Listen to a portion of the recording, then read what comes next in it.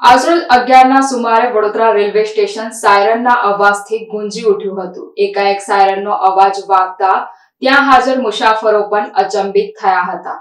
Vadodara railway station પર siren ગુંજી ઉઠ્યા હતા। આજરોજ વડોદરા શહેરમાં વડોદરા રેલવે સ્ટેશન પર 11 વાગ્યાના સુમારે સાયરનના અવાજ ગુંજી ઉઠ્યા હતા। સમિયાલા રેલવે સ્ટેશન નજીક અકસ્માતની ઘટના બની હોવાની આશંકા સેવાઈ રહી હતી, પરંતુ આ એક મોક ડ્રીલ હતી। રેલવે સ્ટેશન પર સતત સાયરનના અવાજ ગુંજી ઉઠ્યા હતા, જેના કારણે મુસાફરો પણ અચંબિત થયા હતા। સતત સાયરનના અવાજથી રેલવે કર્મચારીઓને એલર્ટ કરાયા હતા। વડોદરા રેલવે સ્ટેશનથી મેડિકલ વાન ટ્રેન રવાના થઈ વડોદરા રેલવે વિભાગના ડીઆરએમ, રેલવે સ્ટેશન અધિક્ષક સહિતનો કાફલો રવાના થયો હતો। અંતે રેલવે કર્મચારીઓની સતર્કતા દાખવવા માટે મોકડ્રીલનું આયોજન કરાયું હોવાનું સામે આવ્યું છે। રેલવે મોકડ્રીલથી રેલવે કર્મચારીઓએ રાહતના શ્વાસ લીધા હતા।